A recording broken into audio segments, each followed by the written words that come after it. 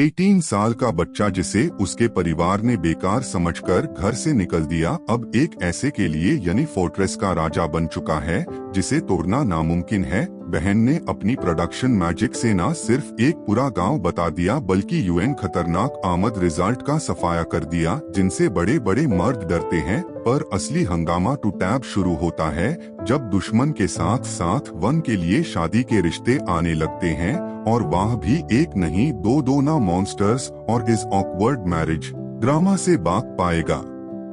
जानने के लिए वीडियो को एंड तक देखिए क्योंकि आज की कहानी में एक्शन के साथ साथ थोड़ा ठंडा रोमांस भी होने वाला है। कहानी रॉयल पैलेस के अंदर शुरू होती है जहां वेन नाम का एक छोटा लड़का अचानक एक बेड पर जाग जाता है। जैसे ही वह अपने हाथ अपने चेहरे के सामने उठता है, वह कॉन्फ्यूज्ड और है या सोचते हुए कि उसके हाथ इतने छोटे और कमजोर क्यों दिख रहे हैं।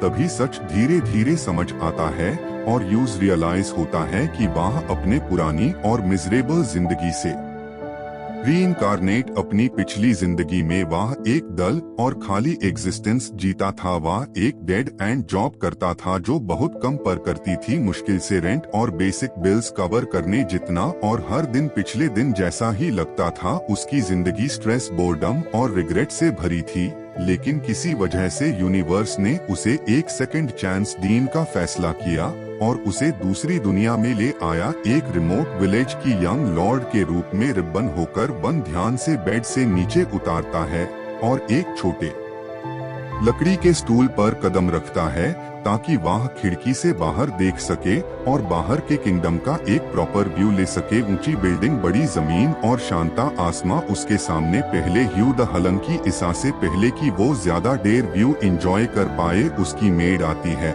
और उससे उतरने को कहती है क्योंकि यह खतरनाक है। 2 साल का होना चाहिए। टूटेल शॉक में जैम जाती है जब वह साफ और एडवांस्ड वर्ड्स यूज करते ह्यू यूज कम नहीं जवाब देता है। अपनी खुद की आवाज सुनते हुए वन को होता है कि उसके पास यूएन दिनों की यादें भी है जो वह पहले हाई इस दुनिया में रहा कर बिता चुका है। वह यादें जापान की उसकी पिछली जिंदगी की यादों के साथ मिक्स हो जाती है, पूरी तरह से कंफर्म करते हुए कि वह सच में रीइंकारनेट हुआ है। लगभग 1 घंटे बाद वन अपने पिता और सिबलिंग्स के साथ डिनर के लिए बैठता है। कमरा शांत है, एक ऑकवर्ड साइलेंस से भरा हुआ। कुछ लंबे मिनटों के बाद वन के पिता जल्पा अपने दूसरे बेटे जेड से या पूछकर साइलेंस तोड़ने का फैसला करते हैं कि वह उसे दिन क्या पढ़ने का प्लान कर रहे हैं। डायरेक्ट जवाब देने से पहले एक पाल के लिए रुकता है कि वह फायर मैजिक और बैटल फॉर्मेशंस पढ़ेगा। वही सवाल पूछते हैं और सेटू जवाब देता है कि वह भी मैजिक पढ़ेगा। आखिर में की तरफ मूर्ति है और उससे पूछते हैं कि वह क्या पढ़ेगा। ईमानदारी से जवाब देता है या कहते हुए कि अभी भी बहुत सी चीज है जो उसे समझ नहीं आती है, इसलिए वह पहले कंट्री की हिस्ट्री और कल्चर के बारे में जानना चाहता है। वन का जवाब सुनकर उसकी सिबलिंग्स हैरानी में कहां पर है। वह यह समझ नहीं पा रहा है कि उनका 2 साल का भाई उनसे कहीं ज्यादा समझदार कैसे साउंड कर रहा है। जल्पा अचानक हंसने लगते हैं और एडमिट करते हैं कि वह इतनी छोटी उम्र में वन की इंटेलिजेंस और प्रॉमिस से इम्प्रेस है। वह शेयर करते हैं कि उन्हें बड़ी उम्मीद है कि वन को फायर मैजिक का एक स्ट्रॉन्ग टैलेंट मिलेगा, ठीक वैसे ही जैसे उन्हें और वन की मन को मिला था। जल्पा समझता है कि मैजिक एप्टीट्यूड टेस्ट कब होगा, जब वह 8 साल का हो जाएगा, और वह वन से कहता है कि उससे निराश मत करना, इस दुनिया में मैजिकल एप्टीट्यूड हाई सब कुछ है। मैजिक मेनली 4 एलिमेंट्स में आता है, फायर, वाटर, वाइंड और अर्थ। एलिमेंट्स के बाहर किसी भी मैजिक को बहुत निचली नजर से देखा जाता है। अपने स्टडी रूम में जाता है जहां मेन यूज एक सिंपल एक्सप्लेनेशन देती है कि इस दुनिया में लाइफ और सोसाइटी कैसे कम करती है। अचानक कमरे में आता है और वन की डेट पर किताबों का एक बड़ा स्किल्ड बटलर है जिसने वन के पिता की कई सालों तक सेवा की है। FIR भी वेन अभी भी उससे बहुत डरता है। स्पाइडरमैन से कहता है कि वह पहले से जानता है कि वन ने पढ़ना और सिंपल मैथ करना सिखाना शुरू कर दिया है। तो वह पूछता है कि वंदे कितनी प्रोग्रेस की है। वेन ईमानदारी से एडमिट करता है कि वह अभी भी सही से पढ़ नहीं सकता, और जब मैथ की बात आती है तो वह सिर्फ ऐड और सब्ट्रैक्ट कर सकता है। आसपाड़ा जानता है कि वह ईसा से कहीं ज्यादा कैपेबल है, तो वह खुद पर्सनली उसके ट्विटर के रूप में चार्ज लेने का फैसला करता है। इस पर्दा की लेसन जल्द ही फैन के लिए बन जाते हैं। ट्रेनिंग और ताकदीन वाली होती है, जिसमें बहानों या आराम के लिए कोई जगह नहीं होती है, और लिखना सीख जाता है। 2 साल की नॉन स्टॉप पढ़ाई के बाद वन आखिरकार 4 साल का हो जाता है और शॉर्ट ट्रेनिंग शुरू करता है। शुरुआत में वह इसमें बिल्कुल बेकार होता है, वह बार बार हारता है, यहाँ तक कि प्रैक्टिस सेशंस के दौरान मेरे से भी इसके बावजूद हार नहीं मानता और हर एक दिन ट्रेनिंग जारी रखता है। जब वह 5 साल का होता है, उसकी मेहनत आखिरकार रंग लाती है। वह बड़े लड़कों के साथ स्पेयरिंग शुरू करता है जो सोल्जर्स बनने की ट्रेनिंग ले रहे हैं, और वह उनसे बराबरी से लड़ पाता है। वह नोटिस करता है कि उनकी मूवमेंट सिंपल है और प्रिडिक्ट करना आसान है, तो वह उन्हें बिना किसी ज्यादा तकलीफ के बार बार हरा देता है। दूसरे बच्चे उसकी परफॉर्मेंस से पूरी तरह शॉर्ट हो जाते हैं और मैंने लगते हैं कि वह शायद कोई 2401 है। ईसा से आगे बहुत से बच्चे वन को पसंद करने लगते हैं, क्योंकि अपने भाइयों के उलट वह सच में कॉमर्स से बात करता है और उनके साथ असली दोस्ती बनाता है। खुशी देर बाद वन थोड़ा पानी पीने के लिए एक छोटा ब्रेक लेने का फैसला करता है। उसे वक्त डेप्यूटी नाइट कमांडर आता है और पोलाइटली वैन से कहता है कि वह उसे अपने हाथ दिखाए। ध्यान से उन्हें एग्जामिन करता है और ये देखकर शॉक हो जाता है कि वन के हाथों पर कोई कॉल के साथ ट्रेनिंग नहीं कर रहा है। एडमिट करता है कि यह सच है और जाता है कि वह हाल ही में पढ़ाई में बहुत बिजी रहा है। वन बताता है कि स्पाइडर उससे नॉर्मल से लगभग 3 गुना ज्यादा पढ़ाई करवा रहा है। वह कहता है कि वह स्पाइडर से वैन की पढ़ाई का वक्त कम करने और उसकी ट्रेनिंग का वक्त बढ़ाने के बारे में बात करने को तैयार है, क्योंकि जिंदगी सिर्फ किताबों के बारे में नहीं है। दे FIR कसम खाता है कि अगर वैन फॉर ट्रेन करने के लिए और वक्त मिलता है तो वह उसे अब तक का सबसे महान सूरजमन बना देगा। वैन जवाब देता है कि अस्पताल से बात करने की जरूरत नहीं होगी, क्योंकि उसे यकीन है कि वह पढ़ाई और ट्रेनिंग दोनों मैनेज कर सकता है, कि उसे वन का ट्रेनिंग इंस्ट्रक्टर बन जाना चाहिए या श्योर करने के लिए सही रास्ते पर चल रहा है। ट्रेनिंग बन जाती है। वाहन से बहुत ज्यादा इंटेंस डील्स करवाता है, जिसमें आराम के लिए लगभग कोई बात नहीं होता। FIR भी वैन इस बात से इनकार नहीं कर सकता कि तब से हर दिन सब कुछ कितना भी मुश्किल क्यों ना रहा हो, उसका रीइंकारनेशन एंजॉयबल रहा है। अपनी जिंदगी में पहली बार एहसास महसूस करता है जो उसे अपनी पिछली जिंदगी में कभी नहीं मिला था। इस रियलाइजेशन के साथ वन अपना मन बना लेता है। 1 साल बाद 6 साल का हो जाता है। अब तक एक के बाद एक पढ़ाई और ट्रेनिंग का या कभी ना खत्म होने वाला रूटीन दल और ताकदीन वाला लगने लगता है। वह रियलाइज लगता है कि अगर चीजें ISI तरह चलती नहीं तो वह उसे वक्त से अपने आप से वादा की गई मजेदार जिंदगी कभी नहीं जी पाएगा। वैन डिसाइड करता है कि वह एक नॉर्मल बच्चे की तरह एक्ट करना शुरू करेगा और मजा करते हुए वक्त बतेगा। एक दिन वह मेरे से कहता है कि वह बाहर जाकर खेलना चाहता है, तो वह यूज मार्केट ले जाती है।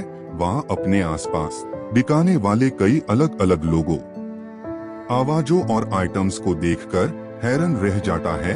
मार्केट में चलते हुए वन का ध्यान एक विशाल बिल्डिंग की तरफ भटक जाता है, जिसे मेरी चेंबर ऑफ कॉमर्स के नाम से जाना जाता है, क्योंकि वह हैरानी से उससे घटता है। वीडियो और एक बच्चा मार्केट प्लेस में घसीटा जाता है कि बच्चा के रूप में बेच रहा है। जो चाहे कर सकता है कि गरीब परिवारों के लिए बच्चों को बेचना आम बात है, क्योंकि इसलिए जिंदगी आसान बना देते हैं। वैन एडमिट करता है कि यह देखना क्रूर और दर्दनाक है, लेकिन साथ हाई यूज लगता है कि ISC बदलने के लिए वह बहुत कम कर सकता है। उसी वक्त रोशनी नाम की एक औरत पास आती है और वन को ग्रिप करती है या कहते हुए कि उसकी सेवा करना उसके लिए सम्मान की बात है। एफआईआर वह उसे पूछता है कि उसे आदमी को अपने बच्चे को बेचने के लिए कितना मिलेगा। रोशनी समझती है कि कीमत मैजिकल एप्टीट्यूड पर डिपेंड करती है या जानने के बाद कि लड़के के पास थीविंग एप्टीट्यूड है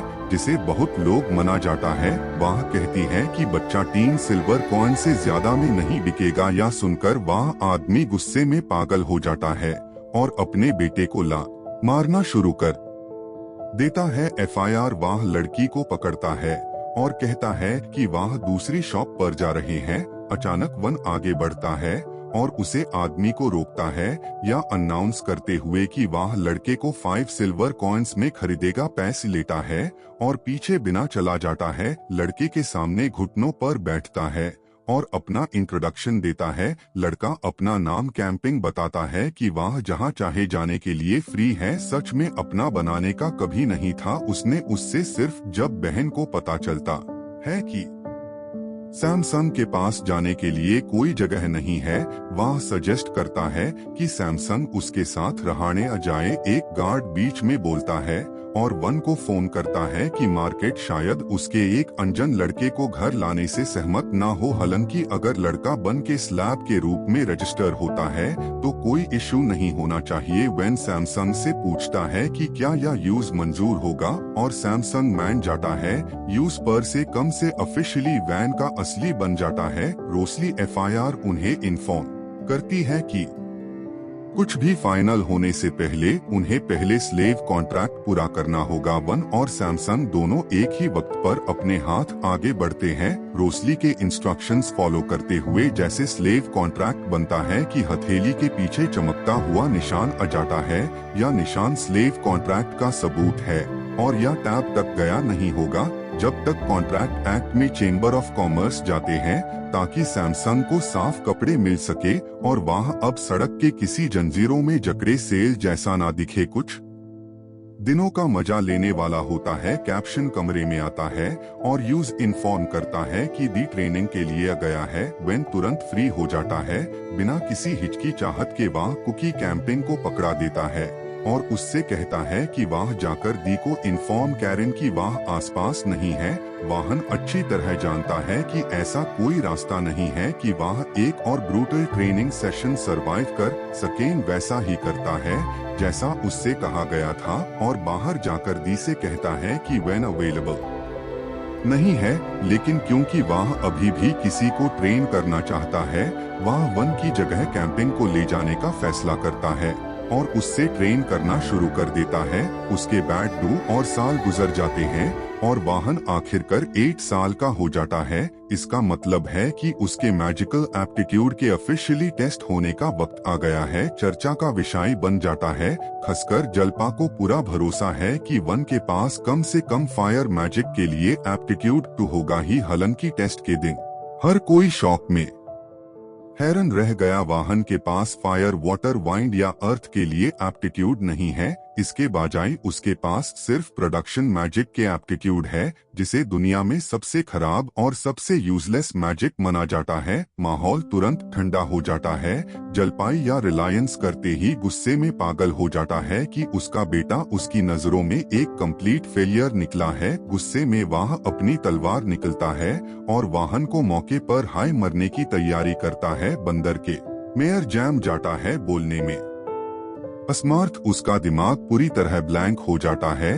ठीक जब उसके पिता बोर करने वाले होते हैं सबसे बड़ा बेटा मिर्जा वन के सामने आ जाता है और उन्हें रोक लेता है। एक अल्टरनेटिव सॉल्यूशन सजेस्ट करता है। इसकी वजह प्रपोज करता है कि भगवान को उनके टेरिटोरी के एक रिमोट विलेज का इंचार्ज बना दिया जाए कि वह विलेज सही तरह से ग्रो होने के लिए बहुत ज्यादा, और क्योंकि वह हाल ही में हासिल किया गया था वाहन रहाने वाले बहुत से लोग उनके परिवार के प्रति लॉयल नहीं है उनके अपने। किसी बंदे को वाहन लॉट बनाने से विलेजेस की लॉयल्टी सिक्योर करने में मदद मिलेगी। जलपा रुकता है और आइडिया पर विचार करता है। एक पाल बैड यूज रियलाइज होता है कि यह सच में एक रीजनेबल सोल्यूशन है। वह अपनी तलवार वापस रख लेता है और डिक्लेयर करता है कि वह ज़मी का लॉट बनेगा। जलपा एफआईआर बेरुखी से मिलता है और वाहन से अपना सामान पैक करने और जितना जल्दी हो सके निकलने को कहता है, या कहते हुए कि उसके घर में किसी यूजलेस बंदे के लिए कोई जगह नहीं है, उसके साथ चला जाता है। उसके पिता के जाने के बाद मिर्जा गहरा झुकता है और वाहन से इतना ह्यूमिलिएटिंग को सजेस्ट करने के लिए माफी मांगता है कि माफी मांगने की कोई जरूरत नहीं है, क्योंकि अगर मिर्जा बीच में नहीं आता तो वह मर गया होता। अगले दिन अपना सामान पैक करता है और रिमोट विलेज के लिए निकलने की तैयारी करता है। रानी की बात नहीं बल्कि एक्साइटमेंट फील कर रहा था। उसे गांव कोई रोक नहीं होगी और वह आखिरकार एक सुकून भरी लाइफ जी पाएगा। पर उसकी यह खुशी ज्यादा देर नहीं टिकी, तभी दी और स्पाइडर ने अनाउंस किया कि वह भी उसके साथ आएंगे वन की ट्रेनिंग और पढ़ाई पर नजर रखने के लिए। वन ने एक लंबी सांस ली। उसे पता था कि यह दोनों उसकी लाइफ को फिर से एक लिविंग नाइटमेयर बना देंगे। सोने पर सुहागा टू टैब हुआ जब उसकी फेवरेट मेड ने भी साथ आने की जिद पकड़ ली। चलो, सारी तैयारी पूरी हुई और बहन अपनी नई लाइफ की तरफ निकल पड़ा। कैरेज में बैठे बैठे बोर होते वक्त उसने अपना प्रोडक्शन मैनेजर सिखाने की स्पीड कितनी फास्ट है, सीरियस बात कर, अपनी मर्जी की आजादी जिंदगी जी सकता है तुरंत, और यह फैसला आसानी से नहीं लिया गया था। वह आगे कहता है कि अगर वह की हिफाजत के लिए उसे अपनी जान भी देनी पड़े तो वह खुशी खुशी तैयार है, चाहे हालत कुछ भी हो। या सुनकर वन के पास उसके इरादे को मरने के अलावा कोई रास्ता नहीं बचता। भले हाई यूज थोड़ा अनिशी फील करता है, अचानक उनकी कैरेज एक झटके से रुक जाती है, जिसे अंदर बैठे सभी लोग हिल जाते हैं कि क्या हो रहा है। वह नोटिस करता है कि आगे वाले गांव पर इस वक्त अटैक हो रहा है। बहन की हिफाजत करने वेल नाइट से तुरंत अंदाजा लगाया कि अटैक करने वाले की तलाश में है। दी ध्यान से दुश्मन की फॉर्मेशन देखता है और उन्हें गिनता है और नोटिस करता है कि टोटल लगभग 50 अटैक की। अगर वह अपनी ताकत मिलकर एक साथ चार्ज कैरेन टेक्निकल स्टैंडर्ड्स, अगर वह खुद खतरे में हो क्योंकि वन अभी सही सलामत है और यूज टारगेट नहीं किया जा रहा। ऑर्थो आर्ग्यू करता है कि उनके लिए अपनी जान रिस्क में डालने का कोई रास्ता नहीं है, ऐसी लड़ाई में जो उनके कॉन्ट्रैक्ट का हिस्सा नहीं है। डीजे सुनकर फ्रस्ट्रेटेड हो जाता है, लेकिन उसके बावजूद वह डिक्लेयर करता है कि वह एफआईआर भी लड़ेगा। वह कहता है कि वह बस खड़े होकर मासूम विलेजर्स का कत्ला होते नहीं देख सकता है। अगर कोई और उसके साथ नहीं आता तो वह अकेले हाई चार्ज करने को तैयार है। जाने से पहले वह एडवेंचरर से कहता है कि कम से कम वह पीछे रहा कर वन की हिफाजत पर फोकस। कैरेन अगर डी के निकलने से पहले हालत भी करते हैं एस पर अचानक बोलता है और इस आइडिया को मना कर देता है कि अपनी जान ऐसे फेंक देना बहुत बड़ी बेवकूफी होगी। खसकर उसकी इम्पोर्टेंस ऑफ बनाने का सजेशन देता है कि वैन सेफ रहे, दुश्मनों को कम करेंगे और जब दुश्मन का पूरा ध्यान यूएन पर होगा तब दी और बाकी नाइट्स राइट फ्लाइंग से अचानक अटैक करके उन्हें सरप्राइज कर देंगे। आसपाड़ा को पूरा यकीन था कि अगर यह स्ट्रैटेजी सही से चली तो उनकी जीत पक्की है, मगर वाहन जल्दी ही समझ गया कि इस प्लान का असली मतलब क्या है। दुश्मन का ध्यान एक जगह लगाने के लिए इस फादर को खुद पीछे रहाकर चारा यानी वेट बनना पड़ेगा। एस फादर ने बिना किसी हिचकिचट के वाहन की बात सही बताई और कहा कि प्लान कामयाब करने का यही एक रास्ता है। अगर वह डिकॉय नहीं बनता और उसकी आदमियों को दुश्मन से सीधा भेजना पड़ता है और वह शायद वह मौत मारे जाते। या सुनकर वाहन को उसकी बातों की गहराई समझ आ गई। अगर कुछ भी गलत होता तो इसका मतलब था को अपनी जान देनी पड़ेगी और सबसे ताकतवर नहीं किया जा सके ज़मी को डेवलप करना या उसकी हिफाजत करना मुश्किल होता। इसलिए वाहन आगे बढ़ा और उसने खुद डिकॉय बनने का ऑफर दिया। दिल ने या सुनते ही तुरंत मना कर दिया और कहा कि वह खुद चारा बन जाएगी, पर वाहन को खतरे में नहीं डालने देगी। थॉमसन ने भी उसका पूरा साथ दिया और वाहन के साथ खड़ा हो गया। एफआईआर भी वाहन ने शांति से समझाया कि वह यूएन दोनों की बहुत परवाह करता है, इसलिए वह किसी भी तरह के खतरे में नहीं देख सकता। मन ने एफआईआर अपना प्लान बताया कि वह कैरेज में बाहर जाएगा और दुश्मनों पर आगे से हमला करेगा, वहाँ उनका ध्यान भटका आएगा, जबकि बाकी सब एक साथ पीछे से और दोनों साइड से अटैक करेंगे। इसीलिए कोई गम नहीं होगा अगर या किसी ने काम के लिए हो औरत को घूरता रह गया वन के बातों से। औराटोन को पुराना वक्त याद आया जा करने का कम मिला था उसे वक्त। उसे किसी नोबल की हिफाजत करने की आइडिया से नफरत थी, क्योंकि उसका मानना था कि सारे आमिर लोग अंदर से खराब होते हैं। एफआईआर भी उसने वह कम एक्सेप्ट कर लिया, क्योंकि उसका प्लान वाहन कम करने का था। पर तभी यूज मेमोरी में वाहन उसके सामने आया, झुककर सलाम किया और बड़े दिल से औराटोन का शुक्रिया अदा किया कि उसने यूज प्रोटेक्ट करने की रिक्वेस्ट मान लिया। औराटोन की तारीफ करना जारी रखा और यूज पर सच्ची कॉम्प्लीमेंट्स की बाउचर कर दी। उसे वक्त ऑर्थो ब्रश करने लगा और उसे पहली बार यह एहसास हुआ कि सारे आमिर लोग यानी नोबेल विनर औराटोन की बात से पूरी तरह सहमत ही होने के बाद इस योजना को पूरी तरह से बदलने फैसला किया और मौके पर हाई एक नया प्लान बनाया। पहले स्पाइडर एक ताकतवर डिफेंसिव दीवार खड़ी करेगा, उसके पीछे से एडवेंचरस दूर तक मार करने वेल अटैक्स करेंगे। एफआईआर दे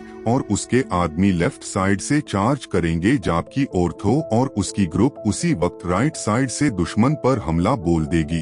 प्लान तुरंत शुरू हो जाता है। इस पार्था ने जल्दी से डिफेंसिव वॉल खड़ी कर दी और एक बार जब वह बन गई, एडवेंचरस ने उसके पीछे से टीयर चलना शुरू किया, जिसने बैंडिट्स की पहली वेव को साफ कर दिया। बैंडिट्स पूरी तरह हैरान रह गए, क्योंकि बचे ह्यू अटैक वॉर करने की कोशिश की दे और उसके आदमी तेजी से अंदर घुसा और अपनी तलवारों से एक और वेव को खत्म कर दिया। लेकिन इस बार के बीच बैंडिट का लीडर अचानक से निकल आया और दीवार की दूसरी तरफ भगा। वो बस स्किल्स का उसे किया और बैंडिट के पैर की दर्द के मारे घुटनों के बाल गिर गया। उसके तुरंत बाद कमसिन में छलांग लगाई और आखिरी बार किया, जिसने खतरे को हमेशा के लिए खत्म कर दिया। कुछ ही देर में बचे हुए सारे बैंडिट्स को बंध दिया गया और गांव का खतरा पूरी तरह से टाल गया। खतरा खत्म होने और मिशन पूरा होने के बाद कुछ एडवेंचरस ने वापस घर जाने का फैसला किया, ताकि वह कहीं और नए कम ले सकें। औरत और उसकी लीडरशिप स्किल्स से काफी इम्प्रेस होता है। आईएसआई वजह से उसके मन में बहन को लेकर क्यूरियोसिटी जाती है और वह कुछ वक्त वाहन रुकने का फैसला करता है, या कहते हुए कि वह हर तरह से उसकी मदद करेगा। औराटोन के बाकी साथी भी वही सोचते हैं, तो वह भी सपोर्ट दीन के लिए रुक जाते हैं। सब कुछ शांत होने के बाद फॉर्म एड्रेस करने का फैसला करता है। वह आगे बढ़ता है और गांव के मुखिया रोंडो से मिलकर अपना इंट्रोडक्शन देता है। रोंडो वैन का शुक्रिया अदा करता है गांव बचाने के लिए और एफआईआर बताता है कि यह कोई पहली बार नहीं था। असल में आईएसआई साल में पर कई बार हमले हो चुके है। रोनाल्डो का मानना है कि उनका गांव बार बार टारगेट इसलिए हो रहा है क्योंकि जब वह फर्नांडो काउंटी का हिस्सा द टैब नाइट पेट्रोलिंग करते थे, जो उन्हें बैंडिट से बचाकर रखते द पर अब वह हिफाजत चली गई है और उन्हें बचाने वाला कोई नहीं बचा। वैन रोंडो और गांव वालों से माफी मांगता है और कहता है कि मार्केट को शायद इन दूरदर्शन के गांव की हालत का पता ही नहीं है। वह नहीं यकीन दिलाता है कि अब जब वह यहाँ का लॉट बन गया है, वह उनकी तकलीफ को इग्नोर नहीं करेगा। चलकर गांव को बचाया जा सके। पहला रास्ता यह है कि वह कुछ इतना कीमती तैयार करे। दूसरा रास्ता है कि इतना पैसा कमाने इस हायर कर सके, गांव को खुद इतना मजबूत बनाए कि वह अपने डैम पर खड़ा हो सके। तभी गांव की छोटी लड़की बोलती है कि उन्होंने इन्हें रास्तों के बारे में पहले भी सोचा था, पर वह कहती है कि यह बैटन कहने में अच्छी लगती है, पर असलियत में इन्हें पर अमल करना बहुत मुश्किल है। वह हिम्मत देते हुए कहता है कि वह फिक्र ना करे, क्योंकि अब उसकी बातों से ज्यादा इम्प्रेस नहीं होते या देखकर स्पर्धा और दे आगे बढ़ते हैं और बताते हैं कि वह किंगडम के चीफ कमांडर और हेड बटलर है। वह रंडो और गांव वालों को यकीन दिलाता है कि उन्हें डरने की कोई जरूरत नहीं है। यह सुनते ही गांव वालों की हिम्मत बढ़ जाती है। लेकिन जल्द ही वह एक और परेशानी बताते हैं। वह पूछते हैं कि टैक्स का क्या होगा, क्योंकि उनके लिए अपनी फसल का 30% देना बहुत मुश्किल हो रहा था। इस पर वैन जवाब देता है कि अभी के लिए टैक्स रेट को कम करके सिर्फ 10% कर दिया जाएगा। वह समझता है कि गाँव वालों के लिए एक स्टेबल और रहने लायक माहौल बनाना अभी सबसे ज्यादा जरूरी है। गांव वेल या सुनकर हैरान रह जाते हैं कि टैक्स पहले से आधा भी नहीं बचा, और वह बहन का शुक्रिया अदा करते हैं। सिक्योरिटी के लिए इस बात गांव के चरन तरफ एक मजबूत पातर की दीवार खादे कर देता है ताकि बैंडिट्स और ल्यूटरॉन से बचा जा सके। वह आगे कहता है कि एक नोट बनाने से उनका डिफेंस और भी मजबूत हो जाएगा, और डी और बाकी नाइट्स कहते हैं कि वह उसका भी ख्याल रख लेंगे। वैन वापस गांव वालों की तरफ मूर्ता यकीन दिलाता है कि अगर वह उसके साथ मिलकर कम करेंगे तो वह गारंटी देता है कि यह गांव पहले से कहीं ज्यादा बेहतर तरीके से नया रूप लेगा। इसके थोड़ी देर बाद वन अपने बनाने वेल मैजिक को टेस्ट करने का फैसला करता है। कुछ देर ध्यान लगाने के बाद वो लकड़ी के कई ब्लॉक्स बनाता है, लेकिन यह कोई आम लकड़ी के ब्लॉक्स नहीं थे, या असल में नैनोफाइबर से बेन थे और बहुत ही ज्यादा मजबूत मटेरियल था। या ब्लॉक्स इतने मजबूत थे कि जैब और आटोन ने अपनी तलवार से तोड़ने की कोशिश की तो यूएन पर एक खर्च तक नहीं आए। वैन एफआईआर पूरा दिन अपने मैजिक से वेपन्स बनाने में बताता है, जो देखने में बहुत हाई क्वालिटी लग रहे थे। या देखकर दिल को चिंता होने लगती है कि कहीं इतना ज्यादा मैजिक यूज करने से वन का मानक ना हो जाए। वैन यूज समझता है कि वह बिल्कुल ठीक है। उसे याद आता है कि उसने सुना था कि इस तरह का मैजिक बहुत ज्यादा खाना खाता है, इतना कि एक आम आदमी के लिए एक चीज बनाना भी मुश्किल होता है। इसके बाद वह कमसिन को एक तलवार गिफ्ट करता है और खाने से इतना खुश होता है कि वह यूज हमेशा संभल कर रखने का वादा करता है। उसे रात वैन कैंप फायर के पास बैठता है और यूज रियलाइज होता है कि बाहर कैंप करने की वजह से शरीर बहुत ज्यादा दर्द कर रहा है। वह टेल और कमसिन की तरफ देखता है और जानता है कि भले ही वह दिखावा कर रहे हो कि वह ठीक है, पर वह दोनों भी थक चुके होंगे। इसलिए वन फैसला करता है कि अब एक सही घर बनाने का वक्त आ गया है। अगले दिन बन और उसके ग्रुप और नैनो ब्लॉक्स को अरेंज करके घर बनाना शुरू करते हैं। जब रंडो यह देखता है तो वह कहता है कि लॉर्ड के मैंशन के लिए यह परफेक्ट जगह होगी, जिसे वन सच में खुश हो जाता है। वैन एफआईआर अपने मैजिक से एनालाइज करना शुरू करता है कि क्या इतना बड़ा घर बनाना पॉसिबल है। वह हर एक ब्लॉक और हर एक इंच जगह को ध्यान से एग्जामिन करता है, और जब यूज सब समझ आ जाता है तो वह अपना मैजिक एक्टिवेट करता है। सब हैरानी से देखते रह जाते हैं जब वन पलक झपकते ही पूरा का पूरा मेंशन खड़ा कर देता है, को देखकर पूरी ओरिजिनल प्लान से थोड़ा ज्यादा बड़ा बन गया है। गांव वाले हैरानी में चेयर करने लगते हैं कि कैसे सिर्फ इतना खूबसूरत मेंशन खड़ा कर दिया। यूज पर वैन को रियलाइज होता है कि उसका प्रोडक्शन मैजिक एक गांव को मैनेज करने के लिए एलिमेंटल मैजिक से कहीं बेहतर है, और यूज यह आइडिया काफी इंटरेस्टिंग लगता है।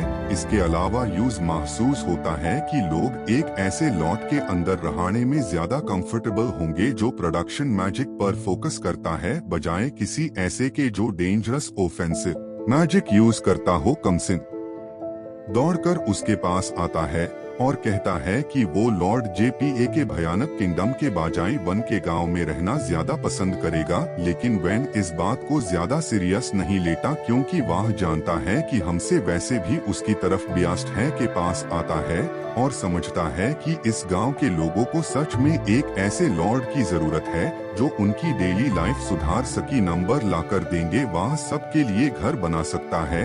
या सुनते हाई एडवांस बहुत मोटिवेटेड हो जाते हैं और आईएससी कंपटीशन में बढ़ने का फैसला करते हैं। उसके रोंडो और बाकी गांव वाले वन के पास आते हैं और रिक्वेस्ट करते हैं कि वह उनके लिए भी घर बना दे। वन उनके घरों को देखता है जो बहुत बुरी हालत में थे। भले ही वह जानता था कि वह बुरी तरह थक जाएगा, एफआईआर भी वह मदद करने का चुनाव करता है और हर एक विलेजर के लिए नया घर बनाने का वादा करता है। या सुनकर गांव वाले जश्न मनाने लगते हैं, या सोचकर कि यूएन सबको बिल्कुल नए घर मिलाने वाले हैं। वन को इस बात की खुशी होती है क्योंकि प्रोडक्शन मैजिक जिसे कभी सब बेकार समझते थे, आज उसी की मदद से वह लोगों के चेहरों पर मुस्कान ला पा रहा है।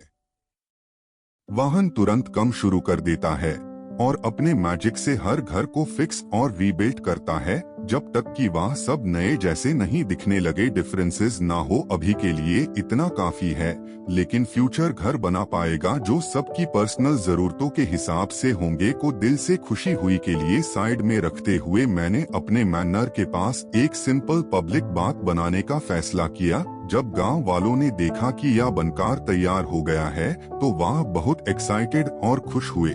मैंने यह बात पहले अपने पर्सनल यूज के लिए बनाया था, पर यूज या जानकर खुशी हुई कि गांव वालों को यह पसंद आया और वह भी इसका मजा ले सकते हैं। इस बात को बनाने में पहनाने अकेले कम नहीं किया था, बल्कि उसे हमसे और प्लूरल से भी मदद मिली थी। उसे रात बाद में बहन को कमीशन के साथ अकेले नहाने का वक्त मिला। जब हमसे बाहर निकला तो मैंने नोटिस किया कि कम से थोड़े मसल बना लिए हैं, जिसे देखकर बहन को थोड़ी जलन हुई और उसने सोचा कर सकते के सामने अभी भी बहुत पतला है। तभी दे और उसके दोस्त बिना कपड़ों के वाहन आगे और सजेस्ट नंगे होन पर बेहतर बॉन्डिंग करते हैं। बहन को लगा कि अब निकलने का वक्त है, उसे रोक लिया और साथ नहाने पर मजबूर किया। कुछ ऑकवर्ड घंटे बहन को समझ आया क्यों नहीं जल्द से जल्द कोई वाटर सोर्स ढूंढना होगा। उसने प्लान बनाया कि स्पाइडर अपने मैजिक से नदी का पानी डाइवर्ट करेगा और दे और बाकी लोग मैन्युअली खुदाई करेंगे। वेन बैड में उसे खाई को अपने मैजिक से मजबूत करने वाला था। कम के वक्त वन को थोड़ा गुस्सा भी आया क्योंकि दे खुदाई को कुछ ज्यादा हाई एंजॉय कर रहा था। एफआईआर भी उसे सबको एक साथ कम करते देख अच्छा लगा। वन को लगा था कि इसमें एक हफ्ता लगेगा, पर सूरज ढलने तक दे और बाकी लोगों ने इतनी तेजी से कम किया कि अगला गांव दूर से ही दिखने लगा। थकान की वजह से सब अधूरे हो गए थे, इसलिए मैंने कम रोकने को कहा कर सकते थे। अगले दिन खोला गया तो सब हैरानी से पानी को बेहतर देखने लगे। पूरा गाँव और पानी से गिरा था। ओवरफ्लो से बचने के लिए बनाने का फैसला किया। कंप्लीट होने लगते है, इसका मतलब है उन्हें पानी की चिंता कभी नहीं करनी पड़ेगी। गांव में जिंदगी अब सबके लिए कहीं ज्यादा आसान और जंगल की गहराइयों में पानी। मेरा नाम की एक औरत एक रिमोट विलेज की तरफ ट्रैवल करते हुए दिखती है, एक नोबल की बेटी के साथ जिसका नाम 8 है। उन्हें देखकर ही साफ पता चलता है कि दोनों के बीच एक मजबूत रिश्ता है और 8 पन्ना मेरा पर पूरी तरह भरोसा करती है और उसे एक भरोसेमंद इंसान मानती है। वापस गांव में वन बिना थके कम करना जारी रखता है और उसने अभी अपने मलिक का उसे करके एक विशाल दीवार खादी कर दी है जो सबको बहुत हाई इम्प्रेसिव लगती है। एफआईआर भी वन को लगता है कि इस दीवार को और बेहतर और सेफ बनाया जा सकता है, इसलिए वह सामने की तरफ प्रोटेक्टिव आर्मर के साथ लॉन्ग रेंज बैलिस्टिक शूटर्स भी लगा देता है, ताकि अगर कोई हमला करे तो वह खुद सेफ रहते हुए गांव को डिफेंड कर सके। मैं बादल गया है जो खतरे से खुद को बचा सकता है। सब बैटन पर सोचता है कि अगर एलपीए को पता वन के पास इतनी इनक्रेडिबल पावर है तो वह उसे कभी घर से नहीं निकलते और शायद यूज एडवाइजर या घर का हेड भी जलपा। एफआईआर भी वन को निकल देते क्योंकि उसकी ताकत हमला करने और जमी जीतने के लिए सही नहीं है। डेविड से बिल्कुल असहमत होता है और कहता है कि जंग सिर्फ हमले के बारे में नहीं होती बल्कि उसमें मजबूर डिफेंस भी शामिल होना चाहिए और वन की पावर यूज रॉयल फैमिली का सबसे ताकतवर मेंबर बना सकती थी। वह काफी देर तक इस पर बहस करते रहते हैं जब तक कि वन उन्हें बीच में रोक नहीं देता और कहता है कि इस पर डिबेट करने से कोई फायदा नहीं होगा और अब उन्हें बस इतनी मेहनत से लड़ना है जितना वाह कर सकते हैं यूएन चीजों के साथ जो उनके पास पहले से है। सब लोग उसकी बात से सहमत हो जाते हैं और कम पर फोकस करते हैं। कुछ घंटे बाद के लिए एक स्वादिष्ट लंच बनती है और जैसा एक्सपेक्टेड था वह बहुत टेस्टी लगता है। खाने के दौरान ये चिंता जाता है कि उन्हें गांव के लिए इनकम जनरेट करने का कोई रास्ता ढूंढना होगा। थोड़ी देर के लिए सोचता है और हिसाब लगाता है कि वह बचे हुए घरों और फर्नीचर को मैनेज कर सकता है और किसान जो फसल उगा रहे हैं वो काफी होनी चाहिए, इसलिए शायद किसी बड़ी इनकम सोर्स की जरूरत ना पड़े। लेकिन वन को जल्दी ही रियलाइज होता है कि इस प्लान का एक के लिए इंग्रेडिएंट्स नहीं होंगे जो उसे इतने पसंद है। इस वजह से वह सलाह देता है कि वह जल्द से जल्द आइडिया सोचना शुरू करे कि गांव क्या प्रोड्यूसर कर सकता है। कई आइडियाज पर बात करने के बाद वन को अनमेन से कोई भी प्रॉमिसिंग नहीं लगता और यूज रियलाइज होता है कि इस गांव से कुछ यूनिक और वैल्यूएबल ढूंढना आसान नहीं होगा। अगले दिन वैन सजेस्ट करता है कि तेल और कमसिन उन्हें वेपन्स को टेस्ट कैरन जो उसने उनके लिए बनाए द जैब हमसे अपनी तलवार को और मटेरियल से बनी शील्ड पर टेस्ट करने की कोशिश करता है तो तलवार शीट को पूरी तरह आधार कार्ड देती है। भले हाई फंक्शन ने यूज बार में नाम मात्रा की ताकत लगाई थी। जहरा तुरंत रोने लगता है क्योंकि उसने वह शील्ड अभी बनाई थी और उसे बिल्कुल उम्मीद नहीं थी कि वह टूट जाएगी, खासकर तब जब वो किंगडम के सबसे टफ मटेरियल्स में से एक से बनी थी। खुशकिस्मती से वन तुरंत अपने मैजिक से शील्ड को रिपेयर कर देता है, उसे पूरी तरह ठीक कर देता है और जरा फिर से खुश और रिलीव्ड हो जाता है। तभी ऑर्थो और से भरी एक गाड़ी लेकर आता है और वन को ढेर सारे मॉन्स्टर्स के बारे में बताता है जो उसे जंगल में माइल वैन पूछता है कि क्या वह कुछ आयरन और टेस्ट कर सकता है और ऑर्थो बिना किसी दिक्कत के मान जाता है। वैन FIR आयरन ओरे का उसे करके कुछ आयरन क्राफ्ट करता है और जहरीला रिजल्ट देखकर तुरंत इम्प्रेस हो जाता है। एक्साइटेड होकर सेहरा वन से मदद मांगता है कि वह उसके लिए भी एक तलवार बना दे। वैन मन जाता है क्योंकि उसे थोड़ा गिल्ट फील हो रहा था कि उसने पहली बार जहरा की सीट तोड़ दी थी। वह ध्यान से कंसंट्रेट करता है, तलवार की शेप, बैलेंस और डेंसिटी के बारे में सोचते हुए जो वो बनाना चाहता है। अपनी स्किल का उसे करके वन सबसे बेहतरीन दिखने वाली आयरन स्वॉर्ड बनाता है और जहरा को वह बहुत पसंद आती है। ईसा से एनकरेज होकर वह एक और लंबी तलवार बनाता है और बाकी एडवेंचरर्स भी अपने लिए वैसे हाई वेपन्स मांगने लगते हैं और वह वादा करता है कि वह सबके लिए तलवार बनेगा। की बनाई हुई तलवार को एग्जामिन करता है और रियलाइज करता है कि उसकी क्वालिटी इतनी स्पाइडर नोटिस करता है कि उन्होंने जो ओरिस माइंड हैरान कर देता है क्योंकि मित्तल का जंगल में मिलना बहुत अनयूजुअल है। ईसा से उसे यकीन हो जाता है कि आसपास जरूर कोई डंजियन होगा जो अभी तक ढूंढना नहीं गया है क्योंकि इस एरिया का बहुत टाइम से सर्वे नहीं हुआ है। सब मानते हैं कि यह संभव है। वन इस आइडिया पर मुस्कुराता है क्योंकि वह जानता है कि नया डंजियन मिलाने से गांव और भी फेमस और इम्पोर्टेंट बन जाएगा। नॉर्मल तौर पर जब एडवेंचरस गिल्ड को किसी नए डंजियन के बारे में पता चलता है तो वह सबसे पास वेल टाउन में ब्रांच खोलते हैं और एलिट एडवेंचरर्स के ग्रुप को भेजते हैं जिसे शिवैलरिक ऑर्डर कहते हैं। लेकिन दिक्कत यह है कि उनके गांव के पास अभी इतने रिसोर्सेज या इंफ्रास्ट्रक्चर नहीं है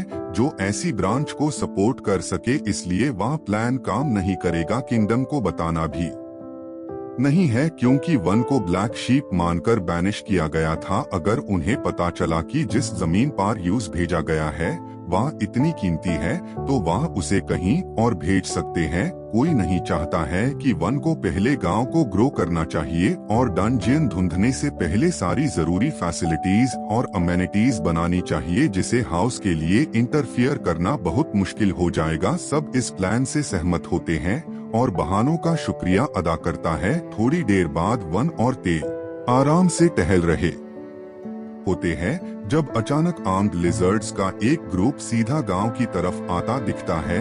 जवाब में सबको रैम्पर्ट के अंदर जाने का ऑर्डर देता है और गांव वालों को बचाने के लिए गेट्स बंद कर देता है। सबकी आंखों में दार देखकर बनों ने तसल्ली देता है और कहता है कि वह फिक्रा ना करे, वह यूएन सब के लिए लड़ेगा। हालांकि वह जानता है कि वह लड़ाई सिर्फ ताकत से नहीं जीत सकता, इसलिए वह गांव वालों से कहता है कि वह भी अपनी ताकत दे ताकि वह मिलकर गांव को आने वाले खतरे से बचा सके। गांव के लोग बस पीछे खड़े रहा कर वन को अकेले लड़ते हुए नहीं देखना चाहते हैं और सजेस्ट करते हैं कि उन्हें ग्रुप की तरह मिलकर लड़ना चाहिए। उनका मानना है कि साथ काम करने से उनके बचने के चांसेस बढ़ जाएंगे। बहुत शुक्रवार महसूस करता है। वह FIR सब कुछ जल्दी रैम्पार्ट्स पर जाने को कहता है कि वह हमले के लिए तैयार हो सके। सब तुरंत बिजी हो जाते हैं और बिना वक्त बर्बाद किए बन के ऑर्डर्स फॉलो करते हैं, क्योंकि ऑराटोन की पार्टी शिकार वेन खुद को तैयार करता है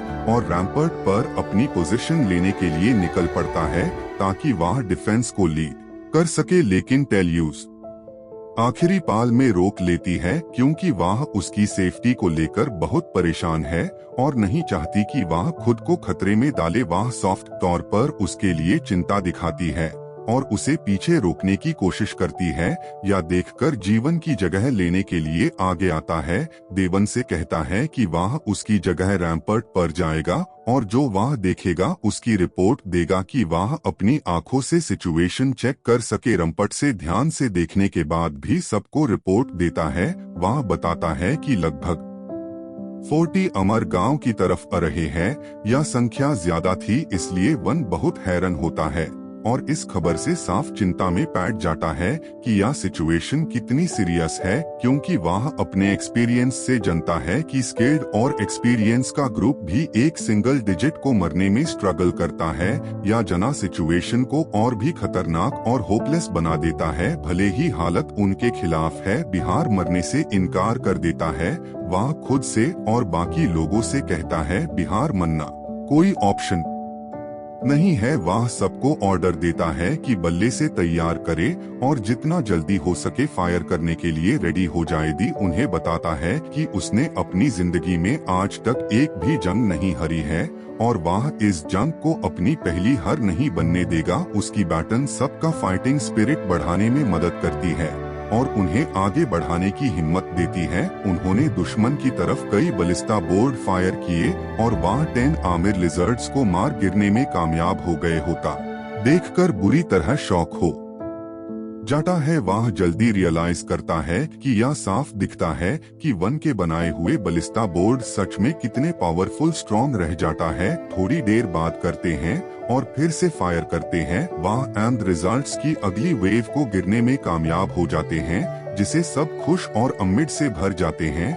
लेकिन वो खुशी ज्यादा देर नहीं, जल्दी रियलाइज होता है कि उनके पास आयरन बुलेट्स खत्म हो गए हैं और कुछ एंड रिजल्ट्स अभी भी जिंदा है और BAO के करीब आ रही हैं। किसी को नहीं पता होता कि आगे क्या करना है और उनके बिछाने लगता है कि अगर उन्होंने अभी कुछ नहीं किया तो उनका पूरा गांव और गांव को बचाने के लिए सीधा लड़ने के बारे में सोचने लगता है। वेन यूज आवाज देता है और कहता है कि वह आयरन की जगह वुडन बुलेट्स का इस्तेमाल करें। बाकी लोग यह सुनकर कंफ्यूज हो जाते हैं। उनका मानना है कि वुडन बुलेट्स ज्यादा डैमेज नहीं करेगी, क्योंकि आलमंड लिजर्ड्स की स्किन उनके लिए स्टील जितनी सख्त और मजबूत होती है। लकड़ी का उसे करना एक बुरा आइडिया और वक्त की बर्बादी लगता है। लेकिन दी जानता है कि वन के जजमेंट पर शक करना बेकार है। वह बहन की सोच पर भरोसा करता है और मानता है कि इस प्लान के पीछे जरूर कोई वजह होगी। इस भरोसे की वजह से मैं वुडन बुलेट्स लोड कैरन सबकी हैरानी का कोई ठिकाना नहीं रहता। अमर को भेज देती है। पावरफुल होते हैं कि वह आर पार निकल जाते हैं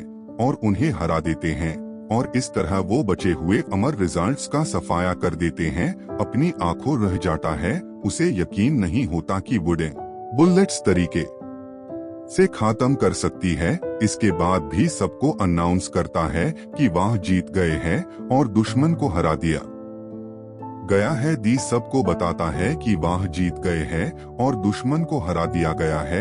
यह सुनते ही पूरा गांव अपनी कामयाबी का जश्न मनाने लगता है। दी को काफी राहत महसूस होती है, पर साथ ही साथ यूज या थोड़ा अजीब भी लगता है। उन्होंने बिना किसी नुकसान के और कम से कम बुलेट्स यूज करके यह सब कर दिखाया, जो उसके लिए थोड़ा एंटी क्लाइमैटिक फील होता है। मतलब इतनी बड़ी मुसीबत आए और इतनी आसानी से चली गई। ISI वजह से दी का यकीन और भी पक्का हो जाता है कि वह आगे चलकर बहुत बड़ा इंसान बनने वाला है, उसे साफ दिखता है कि वन कोई मामूली लोड नहीं है, बल्कि वह इस गांव का फ्यूचर पूरी तरह बदल देगा। उसे दिन बाद में सब मिलकर लिजर्ड की खल उतरने और मांस यानी मीट निकलने में लग जाते हैं। गांव वाले एक टीम की तरह काम करते हैं ताकि वह हर चीज को ढंग से साफ और तैयार कर सके। जब वन देखता है कि उन्हें कितना सारा मीट मिला है तो वह सजेस्ट करता है आज रात एक बड़ी दावत रखनी चाहिए अपनी जीत को सेलिब्रेट करने के लिए। उसका मानना है कि इतनी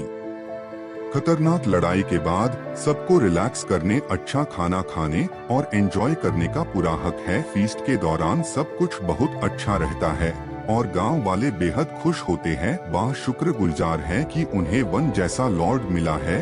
कई लोगों को लगता है कि उन्हें बचाने और लीड करने के लिए ईसा से बेहतर इंसान नहीं मिल सकता था। माहौल बहुत खुशनुमा होता है और वन की लीडरशिप की वजह से लोग अपने फ्यूचर को लेकर सेफ और होपफुल फील करते हैं। बाद में कैंप फायर के पास बैठकर ऑर्थो वन से आमद लिजर्ड की वैल्यू के बारे में बात करता है और टू समझता है कि अगर वह इन लिजर्ड्स को किसी मर्चेंट को भी नॉर्मल हालत में उन्हें एक लिजर्ड के बदले 20 गोल्ड कॉइन्स मिलते, लेकिन इस केस में प्रॉब्लम ये है कि बेचने से पहले ही ज्यादातर मीट खराब हो जाएगा। अगर ट्रांसपोर्ट का खर्चा और बाकी कॉस्ट हटा दे तो आखिर में उन्हें हर पीस के लिए सिर्फ 1 गोल्ड कॉइन्स हाई मिलेंगे। वन अपने दिमाग में हिसाब लगाता है कि उनके पास कितना। वह रियलाइज करता है कि सब कुछ बेचने के बाद उन्हें टोटल 300 गोल्ड कॉइन्स मिलाने चाहिए। उसकी पिछली जिंदगी में जापान के हिसाब से यह रकम लगभग 300 मिलियन येन के बराबर होती। या सोचकर वह हैरान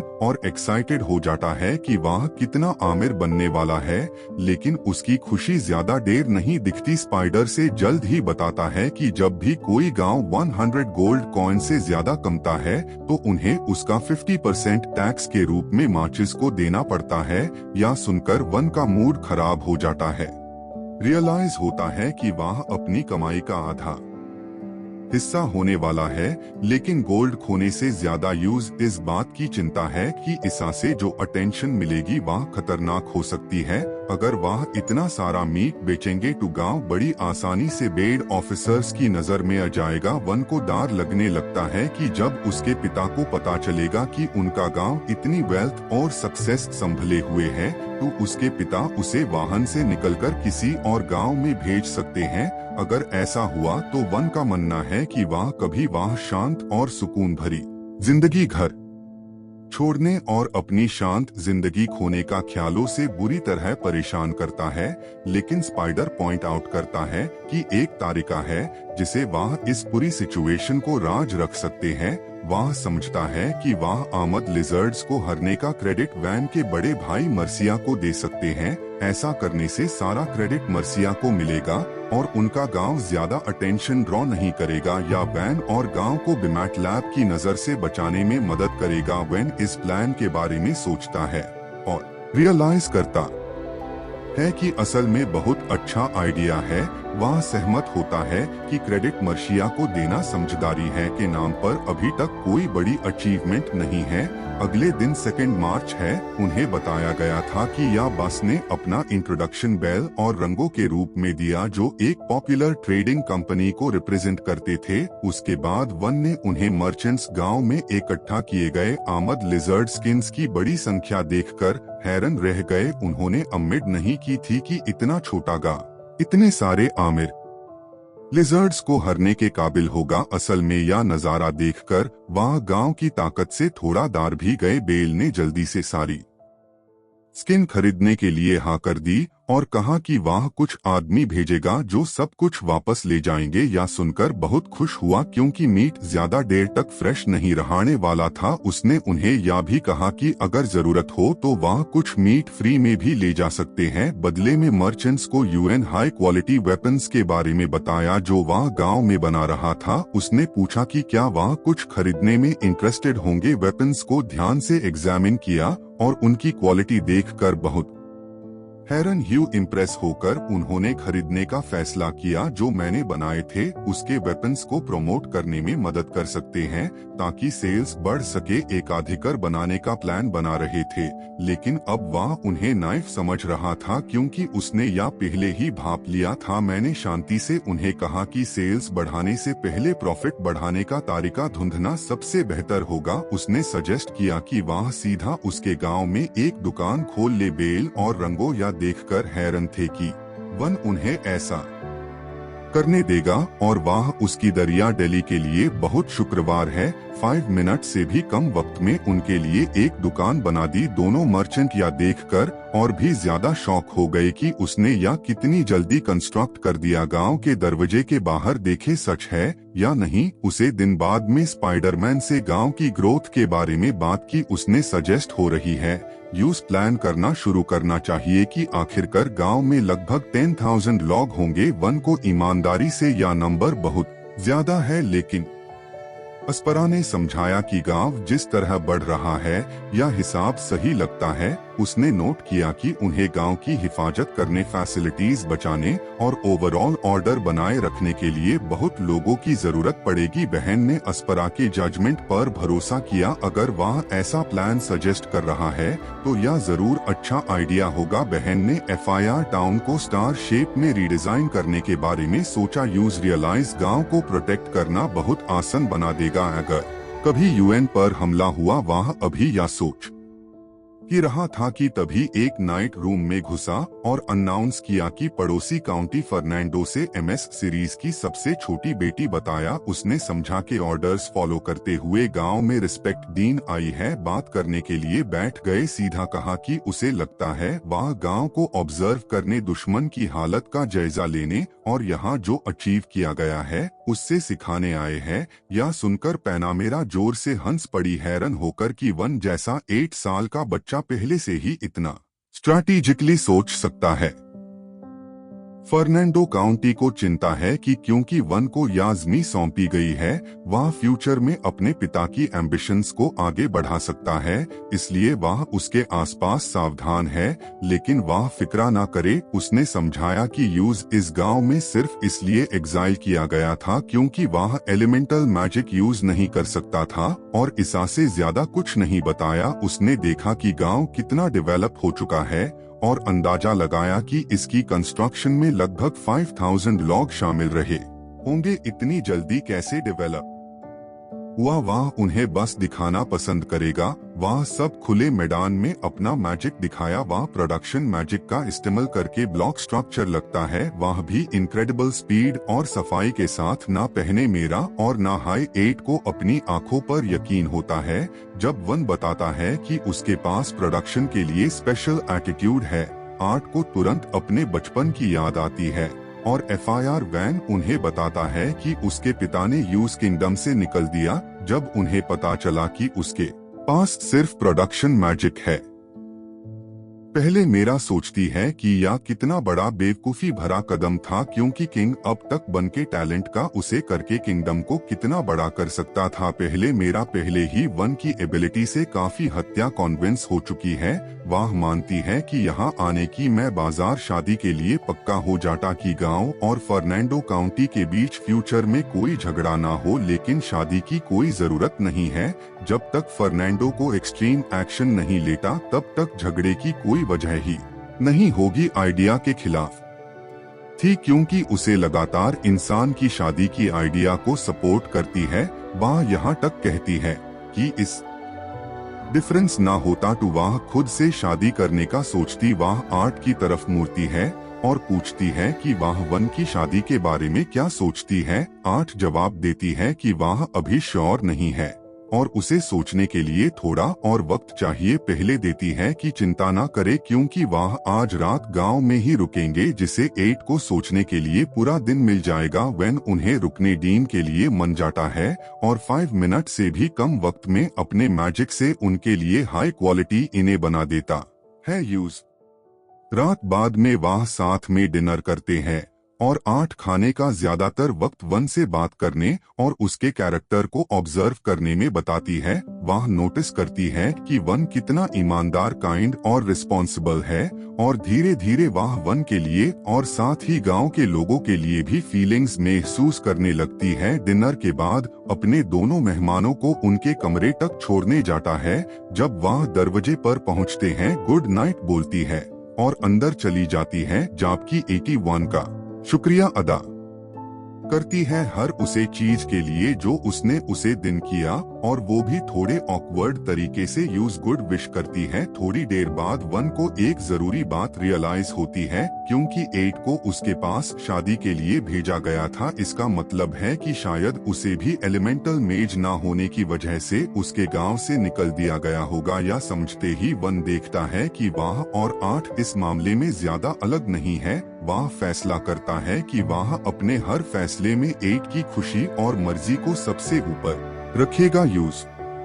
रात सोने से पहले 8 अपने तकिया को गले लगाती है और कॉल के बारे में सोचती है। वह प्लान बनती है कि काफी वक्त बाद पहली बार वह वाहन से खुद बात शुरू करने की कोशिश करेगी। वह सच में अगले दिन का इंतजार कर रही होती है कि नया सवेरा क्या लेगा अगले दिन, और कमीशन को उठाते हैं। वह उसे कहते हैं कि अभी के अभी लेक पर चलो, क्योंकि उन्होंने वाहन कुछ अजीब देखा है कि करता है, खासकर क्योंकि सुबह बहुत जल्दी थी। लेकिन जब वो दोनों काफी जिद करते हैं और उनके पीछे चलता है, जब वह लेके पहुंचता है तो देखता है कि गांव वालों की भीड़ वहां जमा है। आगे बढ़ता है और यह देखकर हैरान रह जाता है कि पानी में मरमेड जैसी कोई चीज तैर रही है, जिसका सर पानी के ऊपर दिख रहा है।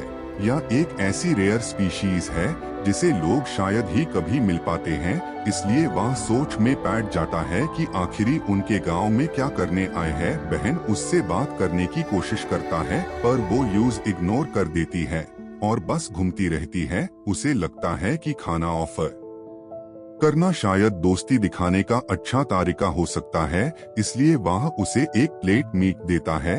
जब वह उसे पानी की तरफ बढ़ता है, वह तुरंत तैयार करती है और पूछती है कि क्या वह उसे ले सकती है। वह कहता है और वह एक टुकड़ा उठाकर खा लेती है। वह जल्दी ही नोटिस करती है कि यह किसी आम जानवर का मांस नहीं है, बल्कि आर्म्ड लिजर्ड का मीट है। वह पूछती है कि यह कहां से आया और आईएसी किसने हारा। सब जानते हैं कि वह इतना मॉडेस्ट यानी सीधा साधा है कि वह खुद कभी एडमिट नहीं करेगा कि उसने इन्हें हारा है, इसलिए सब एक साथ बोल पड़ते हैं कि यह वैन की ताकत का कमल है। ये सुनते ही तुरंत पानी में वापस डुबकी लगाती है और जहां से आई थी वाहन वापस चली जाती है। आसपाड़ा ये देखकर याद करता है कि अलास बहुत काफी टाइम तक वापस नहीं आएंगे, पर इस पता गलत साबित होता है। अगले ही दिन एक पाल आज का पूरा गांव उनकी लेख पर पहुंचता है। वह खास तौर पर हैरान होता है क्योंकि वह सोचता है कि क्या वह वापस इसलिए आए हैं क्योंकि उन्होंने सुना कि उसने आर्म्ड लिजर्ड्स को हारा है, जिसे उसे लगता है कि शायद वह उन्हें कोई पावरफुल देवता या ऐसा कुछ मान रहे हैं। लेकिन इस पड़ा तुरंत कहता है कि ऐसा नहीं है, क्योंकि उसने पहले कभी ऐसा कुछ नहीं सुना। अनमेन से एक बड़ा और दरवाना सा दिखने वाला पहला व्यक्ति कहता है कि उसे वन से बात करनी है। वह वन से पूछता है कि क्या सच में वही है जिसने आर्म्ड रिजल्ट्स को हारा है। कंफर्म करता है तो पानी में मौजूद हर पाल हैरानी से सांस रोक लेता है, क्योंकि उन्हें यकीन नहीं होता कि वन जैसा छोटा बच्चा आर्म्ड लिजर्ड्स को हरा सकता है। वह आदमी एफआईआर अपना इंट्रोडक्शन के रूप में देता है, जो पालास का रूलर है कि जो लड़की वन से कल मिली थी वह उसकी बेटी पुरी को शादी के लिए दे रहा है। यह सुनकर तुरंत शॉक और हैरान हो जाता है, खसकर इसलिए शादी का मतलब भी नहीं पता। वह लड़ा विस्टा से पूछता है कि क्या कोई खास वजह है, इसलिए वह अपनी बेटी का हाथ शादी के लिए ऑफर कर रहा है। लड़ा विस्टा हमेशा रहता है और कहता है कि सच में एक वजह है। वह समझता है कि कई सालों से उनके गांव पर आर्म्ड लिजर्ड हमला कर रहे हैं और उन्हें धमका रहे हैं। इन्हें जीवन ने लोगों में दार और परेशानी पैदा कर रखी है, जिसे उनकी जिंदगी खतरे में है। इसलिए जब उसने सुना कि इस गांव में एक ऐसा लॉर्ड है जो इतना ताकतवर और काबिल है कि उन्हें हरा सके, उसने सोचा कि अपनी बेटी को दुल्हन के रूप में ऑफर करने से उसके लोगों की हिफाजत होगी और एक पावरफुल इंसान के साथ समझौता यानी अलायंस बन जाएगा। अपनी बेटी को किसी पर्सनल वजह या परिवार की खुशी के लिए नहीं, बल्कि सिर्फ अलायंस बनाने और अपने गांव को सेफ रखने के लिए ऑफर कर रहा है। या समझने के बाद से कहता है कि शादी की कोई जरूरत नहीं है। वह वादा करता है कि वह पालास को किसी भी आने वाले खतरे से बचाने की पूरी कोशिश करेगा। से शादी की शर्त रखे करता है तो उनका गांव सेटलमेंट में रहने के लिए तैयार है, ताकि वह प्रोटेक्शन और सेफ्टी के करीब रह सके। वैंकूवर अरेंजमेंट से कोई दिक्कत नहीं होती, इसलिए वह तुरंत उनके लिए एक बड़ा रेस्टिंग एरिया बनाना शुरू कर देता है, एक ऐसी जगह जहां वह आराम कर सके और कंफर्टेबल फील। कैरन जब लड़ा बेस्ट अरेस्टिंग एरिया को देखता है तो वह दंग रह जाता है। उसे यकीन नहीं होता कि वह इतने कम वक्त में इतनी बड़ी और वेल प्लांट जगह बना सकता है। रेस्टिंग एरिया में शिफ्ट हो जाते हैं और जल्द ही वाहन एंजॉय करने लगते हैं, पर जैसे ही चीजें सेटल हो रही होती है, स्पाइडरमैन के पास आता है और याद दिलाता है कि अब गांव के सीवेज यानी गंदगी को संभालने का वक्त हो गया है, कि चिंता ना करे, उसने पहले ही एक सिस्टम प्लान कर रखा है। भाई गांव के हर घर के नीचे से गुजरते हैं तो उन्हें साफ रखेगा। इंटरेस्टिंग लगता है। वह वन की होशियारी से इम्प्रेस होता है और प्रोसेस में मदद करने का ऑफर देता है। वह उससे कहता है कि इसकी जरूरत नहीं है, खासकर क्योंकि आंख पालास अभी अभी आए हैं और यूएन पर बोझ नहीं डालना चाहिए। लेकिन लड़ा बेस्ट अजीब करता है, या समझते हुए कि वह पानी के मेहर है और इस कम को अच्छे से संभल सकते हैं। वैन आखिरकार मन जाता है और कुछ आंख पालास को डैम खोलने की जिम्मेदारी देता है, ताकि पानी छोड़कर गंदगी साफ की जा सके। कम खत्म होने के बाद दिल से शुक्रिया अदा करता है कि यह फ्लैशिंग प्रोसेस दिन में कई बार करना जरूरी है। वह सजेस्ट करता है कि वह इस कम को रेगुलरली संभल लेंगे, जो उनका गांव में रहने के बदले कंट्रीब्यूट करने का तरीका होगा। बहन को लगता है कि एक बेहतरीन आइडिया है और बहुत बड़ी मदद भी, इसलिए का शुक्रिया अदा करता है। पूरी तरह शॉक हो जाते हैं क्योंकि उन्होंने पहले कभी असलियत में किसी को नहीं देखा था।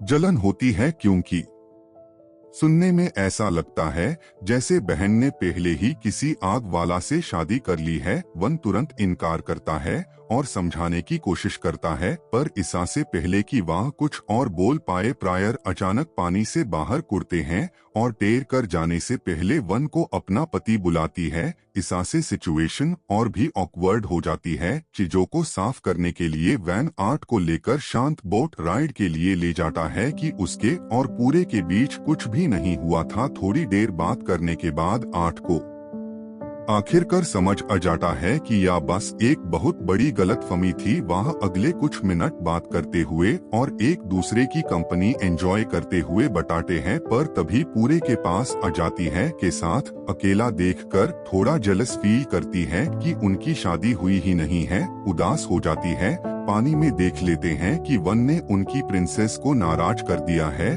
तो वह बोर्ड को जोर जोर से हिलाने लगते हैं। 1 और 8 दोनों दार जाते हैं क्योंकि बोर्ड पलटने वाली होती है। बाद में लड़ा वेस्टर्न या सुनकर सीरियस हो जाता है कि 1 8 के साथ फ्लर्ट कर रहा था। वन समझाने की कोशिश करता है कि उसकी और परिवार की कोई सगाई नहीं हुई है, पर लड़ा वेस्टा यूज बीच में ही रोक देता है।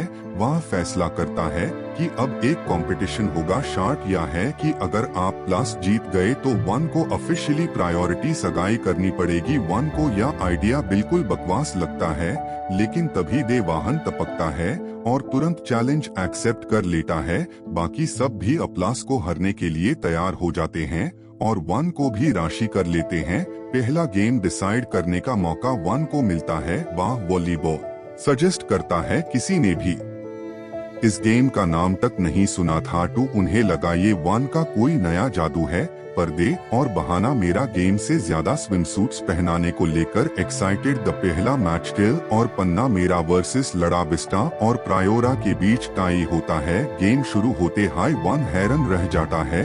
अब प्लस इस खेल में बहुत तगड़ी निकले। वह लगातार पॉइंट जीत रहे थे और ह्यूमन टीम पर हवी द टेल हर मन नहीं वाली थी कि पैन अमेरिका ने उसका हौसला बढ़ाया। दोनों ने मिलकर कुछ पॉइंट्स को किए और गेम में वापस आने की कोशिश की, लेकिन अफसोस उनकी मेहनत कम नहीं आए और लड़ा बेस्ट और प्रिया ने पहला राउंड आसानी से जीत लिया। रेस का नाम लिया। वन का दिमाग खराब हो गया है, उन्हें जबरदस्ती शादी करनी पड़ेगी। आते हैं और रेस के लिए वॉलंटियर करते हैं। रेस शुरू होती है। टक्कर डीन के लिए पूरी जान लगा देता है।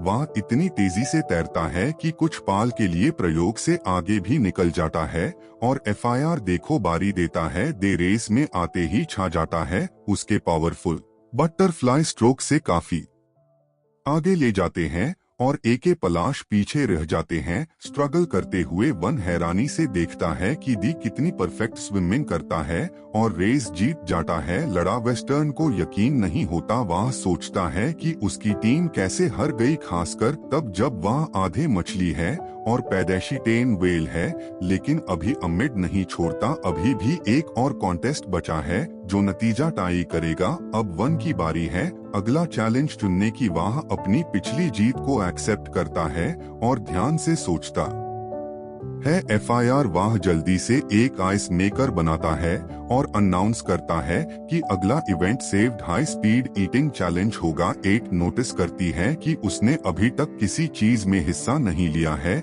इसलिए वह तुरंत वॉलंटियर करती है। बन भी कॉन्टेस्ट ज्वाइन करता है। वह सब चैलेंज शुरुआत में सब चम्मच बर्फ खाते हैं और उन्हें ब्रेन फ्रीज होने लगता है, पर वह तकलीफ बर्दाश्त करते हुए आगे बढ़ते हैं। वेन प्रिया से शादी से बचने के लिए डिटरमाइंड है और 8-1 के लिए जितना चाहती है, इसलिए वह आईएससी मोटिवेशन की तरह उसे करते हैं। दोनों मिलकर सबसे पहले खत्म करते हैं और चैलेंज पूरी तरह जीत जाते हैं। लड़ा विस्टा अच्छी स्पोर्ट्समैनशिप दिखाते हुए वन से हाथ मिलता है और टेर कर जाने लगता है, पर जाते जाते वह अभी भी वन को अपना दमक बुलाता है और यूज प्रायर का ख्याल रखने को कहता है। वन परेशान होकर अभरता है क्योंकि जीतने के बाद भी लारा विस्टा ऐसे बात कर रहा है जैसे शादी टू होनी ही है। किसी भी चीज परफॉर्मेंस के लिए बधाई देते हैं और उसे मुस्कुराते हुए घेर लेते हैं। 8-1 को खुश शहर के बीच देखकर इंस्पायर होती है। उसने अपनी जिंदगी में पहले कभी ऐसा महसूस नहीं किया था। बचपन में उसके माता पिता यूज पर ध्यान नहीं देते थे क्योंकि उन्हें लगता था वो एक फेलियर है और किसी चीज में अच्छी या सब तब बदला जब उसने मैरिनेट मैजिक सीखा, जिसे वह पहली बार अपनी गुड़िया डॉल्स को आजादी से मूव कर पाए। यूज अमिड थी कि उसकी मैन यूज पर गर्व करेगी, लेकिन इसके बजाय उसकी मन ने यूज थप्पड़ मारा और कहा कि मैरिनेट मैजिक बुरा है और नोबल्स के बीच मना है। उसके बाद 8 बिल्कुल अकेली बैठ गई। जब वह 10 साल की हुई तो उसकी सगाई वाहन से टाई कर दी गई। उसे लगा था कि वन भी बाकी घमंडी नोबलेस होगा जिन्हें वह जानती थी, पर वह अलग था। वह दयालु और सब्र रखने वाला था और उसके पास प्रोडक्शन मैजिक का एक अनोखा टैलेंट था जिसे नोबेल स्टैंडर्ड के हिसाब से बेकार समझा जाता था। इसके बावजूद वह कॉन्फिडेंट का उसे गांव की मदद करने के लिए किया। वन का एग्जाम्पल देखकर 8 फैसला करती है कि वह भी उसके जैसा बनना चाहती है। 8 खुद से वादा करती है कि अगर वह और ज्यादा कोशिश करे तो वो भी दुनिया को उसे नजरिया से देख पाएगी जैसे बन देखता है। अगले दिन सुबह वन गांव के सभी लोगों के साथ एक मीटिंग बुलाता है। वो उन्हें समझता है कि गांव की फ्यूचर डेवलपमेंट कॉल हिफाजत के लिए उन्हें कुछ और मजबूत रामपार्ट्स यानी सुरक्षा दीवार बनाने की जरूरत है। साथ ही वह उन्हें एक खुशखबरी देता है कि क्योंकि कॉल सबकी छुट्टी होने वाली है, इसलिए आज रात सब मिलकर एक शानदार बारबेक्यू पार्टी करेंगे। या सुनते हाई प्योर गांव में खुशी की लहर दौड़ जाती है और सब लोग नए उत्साह और जोश के साथ अपने काम में जुट जाते हैं। उसी पर 8-1 के पास आती है और बड़ी मासूमियत से पूछती है कि क्या वह उसे कम करते हुए देख सकती है। वह मुस्कुरा कर देता है और उसे अपने साथ रहने की इज्जत देता है ताकि वह उससे कुछ सीख सके। लेकिन जहां गांव में खुशी का माहौल है, वही जंगल की गहराइयों में हालत बिगड़ाने लगे हैं और टू और उसके साथ हाई एडवेंचरस किसी बहुत ही ताकतवर और खतरनाक वाला से अपनी जान बचाकर भाग रहे हैं। यह एक इशारा है कि गांव पर एक और बहुत बड़ी मुसीबत मंडरा रही है। तो दोस्तों, यह था एपिसोड 5 का एग्जाम आने की कोशिश कर रही है, वही जंगल के बीच और उसकी टीम अपनी जान बचाकर भाग रहे हैं। आखिर वह कौन सी ऐसी दहशत है जिसने एडवेंचरस की हालत खराब कर दी? क्या वन का नया किला इस आने वाली मौत को रोक पाएगा? या सब हम देखेंगे अगले एपिसोड में। अगर आपको वन किया स्मार्ट स्ट्रैटेजी पसंद आए तो वीडियो को लाइक करें और चैनल को सब्सक्राइब करना मत भूलना ताकि अगला पार्ट मिस ना कैरन। मिलते हैं अगले वीडियो में। सुबह की हल्की धूप नहीं बने पत्थरों पर चमक रही थी, जिसे पूरा नजारा सुनहरा लग रहा था। सिर्फ 2 हफ्ते के अंदर वह एक मजबूत केला खड़ा कर दिया गया था, जो देखने में किसी चमत्कार से कम नहीं था। दीवारों की ऊंचाई और उनकी बनवट इतनी सॉलिड थी कि उन्हें देखकर यकीन करना मुश्किल था कि यह सब इतने कम समय में तैयार हो गया है। पास हाय खादी लेडी नाइट में हैरानी से ऊंची दीवारों को देखा और कहने लगी, क्यों नहीं यकीन नहीं हो रहा कि सबकी मेहनत से यह सिटी मॉल सिर्फ 2 वीक्स में रेडी हो गई। उन्होंने मना की, उन्होंने खुद कम में हेल्प की है। एफआईआर भी वह नतीजा देखकर दंग है। उनके मुताबिक इतनी सॉलिड बॉल देखकर अब सिर्फ कोई बेवकूफी वह पंगा लेने की सोचेगा। खाली ज़मीन की तरफ देखते ही फ्यूचर का एक नया विजन सामने रखा गया, जहां आगे चलकर मर्चेंट्स और एडवेंचरस के रहने के लिए प्रॉपर घर बनाए जाने। दया सुनकर लेडी नाइट के दिल में थोड़ी जलन हुई। उन्होंने बताया कि अपनी खुद की टेरिटोरी होना उनका एक पुराना सपना है। उन्होंने दैन लिया कि अगली बड़ी लड़ाई के बाद वह रिवॉर्ड में गोल्ड नहीं बल्कि सीधा ही मांगेगी। बात करते करते उनकी नजर रंपट के पास रखिए बहुत बड़ी और अजीब सी मशीन पर पड़ी। पता चला है जो पुराने छोटे वर्जन का एक बड़ा और ज्यादा खतरनाक मॉडल था। इस मशीन में 2 लेयर्स रखी गई थी ताकि एक साथ 2 शॉट फायर किए जा सके। ध्यान से देखने लगी या जानने के लिए कम कैसे करता है।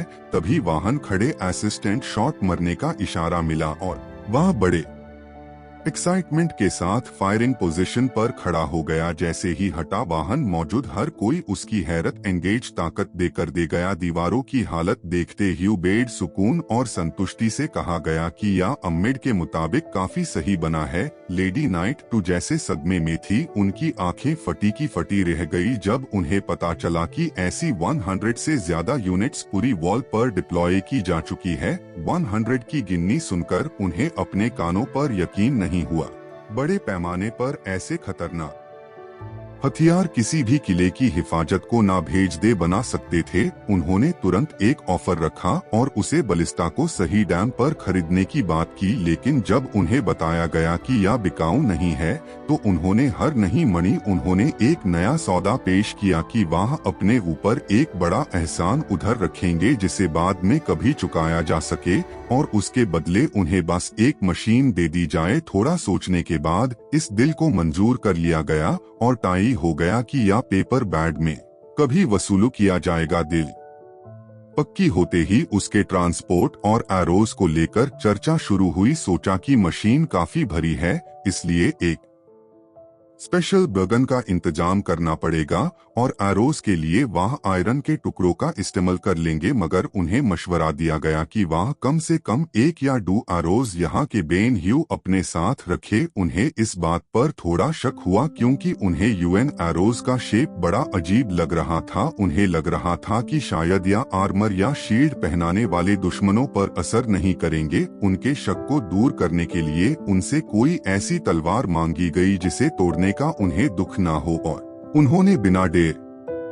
किए अपनी एक पुरानी बैकअप शॉट निकलकर सामने रख दी। हेस्ट हुए कहा कि अगर इस तलवार पर एक छोटा सा स्क्रैच भी आ गया तो बड़ी बात होगी। उन्हें अपनी बैकअप शॉट पर पूरा भरोसा था, लेकिन जैसे ही टेस्ट हुआ सबकी आंखें फटी की फटी रह गई। तलवार इतनी सफाई से कटी कि लेडी नाइट को कोई शॉक तक फील नहीं हुआ। उन्हें लगा जैसे बस टच होकर निकल गया हो। जब उन्हें पता चला कि उनके हाथ की बनी एक स्पेशल शॉट है तो वह डांग रह गई। उन्हें लगा शायद किसी रेयर मेटल से बनी है, पर जब जवाब हो सकता है, सच्चाई समझ आने पर उनकी हैरानी और बढ़ गई। उन्हें बताया गया कि बलिस्टा के सारे एरोज भी उसी खास टेक्निक से बने हैं जिसे वह तलवार बनी थी। एक ही करो कम से कम दो आर्मर्ड लिजर्ड्स को एक साथ चर्न की ताकत रखता है। या सुनते हाय लेडी नाइट ने तुरंत एरोज की भी मांग कर दी। उन्हें मशीन के साथ साथ वह खतरनाक एरोज भी मिल गए जिसे लेकर वह बेहद खुश थी और उन्हें लग रहा था कि अब दुश्मनों से लड़ने में असली मजा आएगा। लेकिन खुशी का यह माहौल ज्यादा देर तक नहीं देख पाया। दूर से चीज सुनाई थी जो सबको वाहन से भागने के लिए कह रही थी। एक आदमी हाफते हुए आया और खबर थी कि बेहद विशाल ड्रैगन उनकी तरफ बढ़ रहा है। ज़मीका अपने लगी थी और खतरा साफ दिख रहा था। कुछ लोग ड्रैगन को डिस्ट्रैक्ट करके वक्त निकलने की कोशिश कर रहे थे ताकि बाकी लोग गांव की तरफ भाग सकेगी। फैसला लिया गया कि ड्रैगन को बीच में ही रोकना होगा, क्योंकि अगर वो गांव तक पहुंच गया तो सब तबाह हो जाएगा। हर हाल में मदद करने का पक्का आए। वक्त बहुत कम बचा था और खतरा तेजी से करीब आ रहा था। दूर से आते धूल के गुब्बारे को देखकर साफ हो गया था कि दुश्मन सीधा यही हमला करने वाला है। तुरंत प्लान बदला गया और सबको पीछे हटने के लिए कहा गया ताकि बलिस्टा से उसका मुकाबला किया जा सके। दुश्मन की पहचान होते ही सबके होश उड़ गए, क्योंकि वह एक खतरनाक फॉरेस्ट ड्रैगन था जो अपने डेडली ब्रेथ अटैक के लिए जाना जाता है। लेडी नाइट ने फौरन कमांड संभाली और बच्चों और कमजोर लोगों को तुरंत गांव की तरफ स्कॉट करने का ऑर्डर दिया। बाकी सब कुछ जल्दी से दीवारों पर चढ़ने को कहा गया और वह खुद भी उनके साथ मुकाबले के लिए तैयार हो गई। दार से कटी हुई एक छोटी बच्ची को देखकर उसे तसल्ली दी गई। मना की फॉरेस्ट ड्रैगन काफी स्ट्रॉन्ग था, पर नए अपग्रेडेड और लेडी नाइट की मौजूदगी ने थोड़ा हौसला बढ़ाया। उन्होंने साफ कहा कि शायद ड्रैगन को जान से ना मार पाए, पर हारने का तो सवाल ही नहीं उठता। अपनी मेड को इंस्ट्रक्शंस दिए गए कि वह बच्चे के साथ रहे और से डी रैंक एडवेंचर्स को फौरन यहाँ बुलाकर लाए। गेट के पास लोग चिल्लेट आ रहे थे कि अभी गेट बैंड ना किया जाए, क्योंकि वह बस पहुँचने हाई वेल है। ड्रैगन को आसमां में मैंड्रेट देख सबकी धक धक बढ़ गई थी। उड़ाने वाले दुश्मनों से निपटना सबसे बड़ी चुनौती थी, क्योंकि अगर वह गांव तक उड़कर चला गया तो सब तबाह हो जाता। बलिस्टा को रेडी किया गया और शूटर को फोन किया गया कि निशाना बहुत ध्यान से लगाए ताकि अपने लोगों को कोई आंच ना आए। टारगेट बिल्कुल क्लियर था। सबसे पहले उसके पंखों पर निशाना लगाना था कि उसकी उड़ाने की ताकत को सबसे पहले खत्म किया जा सके। आगे बढ़ा, लेकिन ड्रैगन की रफ्तार इतनी ज्यादा थी कि निशाना चुक गया। हर तरफ से निराशा की आवाजें आने लगी, क्योंकि वह आखिरी उम्मीद लग रही थी। नीश लेट ह्यू बाकी सबको तुरंत वाहन से निकलने को कहा। उसने फैसला कर लिया था कि वह खुद को खतरे में डालकर सबको बचाएगा, चाहे उसकी जान ही क्यों न चली जाए। माहौल में लोग दीवारों की तरफ भागने लगे कि बॉस ने अपने सबसे तेज भागने वाले साथी पर भरोसा जताया कि वह ड्रैगन को चकमा देकर सही सलामत निकल जाएगा। बेचारा साथी डर के मारे कहां पर रहा था, लेकिन उसके पास भागने के अलावा कोई चारा नहीं था। फोर्ट्रेस की दीवारों पर खड़े लोग यह देखकर घबरा रहे थे कि ड्रैगन अब उनके साथी के एकदम करीब पहुंच चुका है। वाहन मजाक में यूज ड्रैगन का स्नैक कहा जा रहा था, जिसे उसकी जान और ज्यादा निकल रही थी। इसलिए थी कि ड्रैगन हवा में इतनी तेजी से पलट रहा था कि बलिस्टा के निशाने यूज पर लाग ही नहीं रहे थे। जब सबको लगा कि अब कोई रास्ता नहीं बचा, टैब लेडी नाइट ने अपनी तलवार पकड़ी और आगे बढ़ी। उन्होंने ठान लिया था कि अगर ड्रैगन की रफ्तार रोकनी है तो उन्हें खुद मैदान में उतरना होगा। उन्हें आगे बढ़ते देख सब समझ गए पलटने वाली है। इतने मिलिट्री मेडल्स और अकाउंट के पास इतनी बड़ी पोस्ट क्लास 4 एलिमेंट्स थी। उनका एलिमेंट कंट्रोल प्योर राज्य में मशहूर था और अब दुश्मन को उनकी असली जा का सामना करना था। आर्म्ड लिजर्ड्स को हरकर जो थोड़ा बहुत ओवर कॉन्फिडेंस आया था वह फॉरेस्ट ड्रैगन की दहशत देकर पाल भर में दार में बादल गया, या दुश्मन किसी अलग ही लेवल का था और उसकी मौजूदगी ही सबको कंपने पर मजबूर कर रही थी। लेकिन हर मरने का वक्त नहीं था। दीवारों से एक जोरदार हुक्म गुंजा और सभी बैलिस्टास ने एक साथ फायर कर दिया। तीनों की बाउचर हवा को चिरते हुए गई और इस बार निशाना सटीक बैठा। ड्रैगन के पंख भेज दिए गए थे। पहली कामयाबी के बाद तुरंत दूसरा राउंड लोड किया गया, लेकिन तब तक ड्रैगन होशियार हो चुका था। जैसे ही फायर का ऑर्डर मिला, ड्रैगन ने हवा में खतरनाक टर्न लिया और सारे एरोज खाली निकल गए। उसने निशाना पहले ही भाग लिया था, जिसने सबकी चिंता और बधाई नीचे दल रहे थे। वह किसी तरह होते हुए जिंदा वापस आ गए थे। थोड़ा खफाटू था, पर इस बात से मुंह में था कि अभी सब सही सलामत है। मगर खुले मैदान में ज्यादा देर रुकना मौत को दवत देना था, इसलिए सबको गांव की तरफ पीछे हटने का इशारा किया गया। लेडी नाइट ने ड्रैगन का ध्यान भटकने के लिए अपनी जादुई शक्ति को इकट्ठा किया। उनके हाथों से एक देखता हुआ आंख का भला यानी फायर जैवलिन निकल कर सीधा ड्रैगन की तरफ लखा। इतना खौफनाक था कि किसी भी आम दुश्मन को रख कर देता, पर ड्रैगन ने इस जोरदार हमले को भी सहन लिया। सिचुएशन गांव में डिफेंस की तैयारी करने का फैसला किया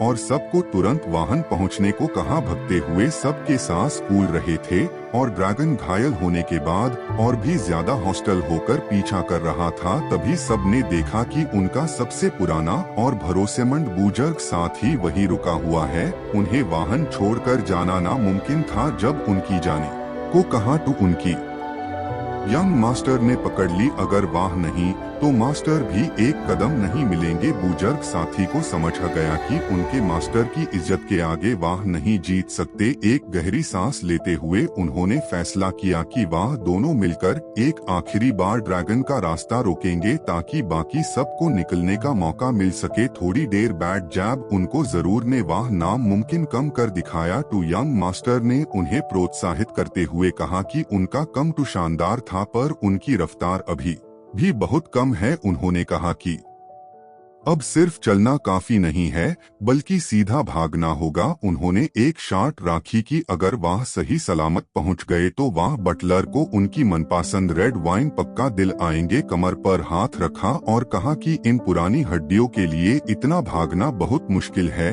और वह FIR भी कोशिश करेंगे। तभी एक यंग अटेंडेंट ने आगे बढ़कर कहा कि वह बटलर को संभाल लेगा और मास्टर को आगे जाकर गांव के डिफेंस की कमांड संभालने चाहिए। मास्टर ने उन्हें बटलर का ध्यान रखने को कहा और खुद गांव की तरफ। लेकिन जितना भी भागो रास्ता खत्म ही नहीं हो रहा था और गांव अभी भी बहुत दूर लग रहा था। साथ चलने वे लॉग ऑन की हिम्मत अब जवाब दे रही थी, क्योंकि ड्रैगन फिर से उनकी एकदम पीछे आ गया था। खतरा अब पहले से भी ज्यादा बढ़ गया था और ड्रैगन फिर से अटैक करने की तैयारी में था। दीवारों के ऊपर से जोरदार आवाज आई कि सब लोग अपनी अपनी पोजीशन पर पहुंच गए हैं। बड़े जोश के साथ पूछा कि आखिर उनका प्लान क्या है। यंग लीडर ने बताया कि जैसे हाई फॉरेस्ट ड्रैगन दीवारों के एकदम पास आए, लेडी नाइट अपने मैजिक से उसे वही फ्रिज आता था कि जैसे ही ड्रैगन अपनी जगह रुकेगा सारे बलिस्टा से एक साथ यूज पर हमला कर दिया जाएगा। लेडी नाइट को ये प्लान भी थी कि उनका इतना हाई लेवल मैजिक सिर्फ किसी को पास करने के काम आएगा। यंग लीडर ने उन्हें मैनेट ह्यू की शानदार ट्रीट का वादा किया, जिसे सुनकर वह हंसने लगी और उन्होंने मजाक में कहा कि उनका वाह मीठी की तरफ सब ने अपनी निशानी साथ लिए और बलिस्टा को पूरी तरह तैयार रखा गया। सबको सख्त हिदायत दी गई कि दार के बावजूद घबराना नहीं है और ड्रैगन को एकदम करीब आने पर हाई फायर करना है ताकि निशाना ना चुके। यंग लीडर ने सोचा कि अगर थोड़ी देर और रास्ता रोका गया तो सब सेफ हो जाएंगे। तभी पीछे से 3 नए वॉरियर्स मदद के लिए वाहन पहुंच गए। उन्होंने देर से आने के लिए माफी मांगी, लेकिन यंग लीडर को उनकी रफ्तार देखकर हैरानी हुई। जब उनसे पूछा गया कि क्या सिर्फ तीनों इस बेड खतरे का सामना कर पाएंगे तो उन्होंने पूरे गर्व से अपनी तलवार पकड़ ली। उन्हें अपने मास्टर के बनाए ह्यू स्पेशल वेपन्स पर पूरा भरोसा था और उनका मानना था कि इन्हें हथियारों के सामने कोई दुश्मन नहीं देख पाएगा।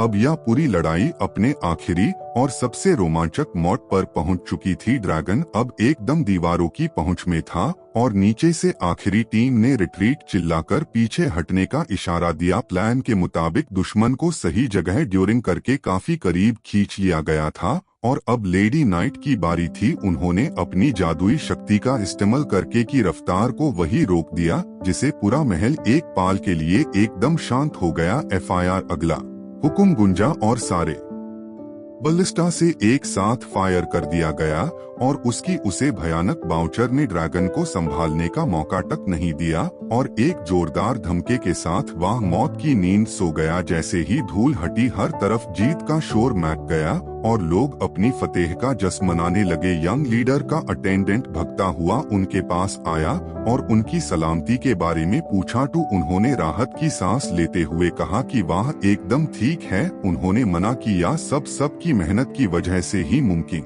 हो पाया है। दूर एक कोने में दार के मारे छुपी उसे छोटी बच्ची को सही सलामत देखकर उन्हें असली सुकून महसूस हुआ। लेडी नाइट मुस्कुराते हुए पास आए और बताया कि उन्हें एक खर्च तक नहीं आए हैं। उन्होंने लीडर की कमांड और लीडरशिप की खूब तारीफ की और ड्रैगन स्लिंग की मुबारकबाद दे थोड़ा हम्बली कहा कि यह क्लोज कॉल था जिस पर लेडी नाइट ने मना की। कोई आम गांव होता तो अब तक कब्रिस्तान बन गया होता। उन्होंने कहा कि बटलर और वह एडवेंचर जिसने झटके में ड्रैगन की गर्दन उड़ा दी जैसे उन्हार लोग हर जगह नहीं मिलते और वह सब असली हायर है। लीडर ने बड़े गर्व से अपने साथियों की तरफ देखा और उनकी बात से पूरी तरह इत्तेफाक रखा। ड्रैगन तो मारा गया था पर अब असली पार्टी और जश्न बाकी था। लड़ाई खत्म होने के बाद दीवारों पर खड़े होकर उसे तबाही का जायजा लिया गया। लेडी नाइट अभी भी बलिस्टा की उसे पागलपन वाली ताकत पर हैरान थी क्योंकि उन्हें यकीन नहीं हो रहा था कि वह मशीन ड्रैगन के साथ स्किल्स को भी मक्खन की तरह चढ़ देगी। लेकिन यंग लीडर के दिमाग में कुछ और ही चल रहा था और वह इसमें मस्जिद सुधार के बारे में सोच रहे थे। उनका मानना था कि अगली बार जब भी एक साथ 10 शॉट्स निकल पाएगा तब असली मजा आएगा। या सुनकर लेडी नाइट थोड़ा ठीक गई और उन्हें लगा कि उन्होंने शायद दुनिया की सबसे डरावनी बात सुन ली है। पर फिलहाल उन्होंने शिकार का जश्न मनाने पर ध्यान देना सही समझा। जस्टिन की तैयारी शुरू होते ही सबसे बड़ा सवाल यह उठा कि आज का असली हीरो कौन है और क्या यूज एडवेंचर को अब ऑफिशियली ड्रैगन्स लेयर माना जाएगा।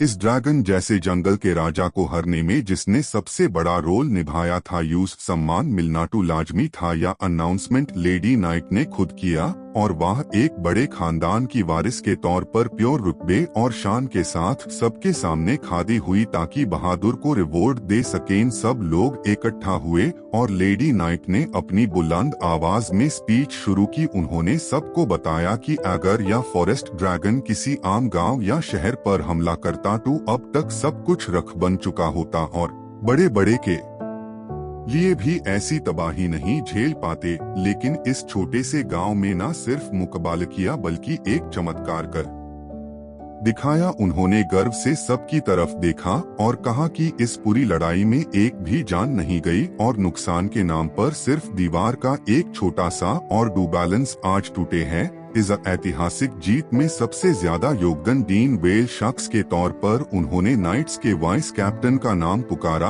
और ISI के साथ विक्ट्री सेरेमनी का आगाज हुआ और उनकी बुलंद आवाज प्योर मैदान में घुस उन्होंने कहा कि सबसे पहले वह उसे बहादुर का सम्मान करती है जिसने एक ही झटके में फॉरेस्ट उड़ाकर पूरी जंग का रुख ही बदल दिया। FIR उन्होंने उनका जिक्र किया जो कैर एलिमेंट्स के जादू के बेमिसल खिलाड़ी है और जिन्होंने अपने हुनर से ड्रैगन को वही जद कर दिया ताकि बाकी सब अपना कम कर सकें। उनकी काबिलियत की जितनी तारीफ की जाए वह कम है। इसके बाद उन्होंने गांव के सबसे छोटे मगर सबसे महत्वपूर्ण सदस्य यानी यंग लीडर की तरफ देखा। उन्होंने हैरानी जुदाई की सिर्फ 8 साल की उम्र में ऐसी नॉलेज और तेजी से एक्शन लेना उन्होंने पहले कभी नहीं देखा था। उन्होंने बताया कि कैसे इस बच्चे ने अपने अनोखे जादू से गांव की हिफाजत को कुछ ही दिनों में इतना मजबूत कर दिया जो कोई सोच भी नहीं सकता था। उन्होंने एक सच्चा लॉर्ड बनकर इन्होंने सबसे आगे रहकर सबको लीड किया है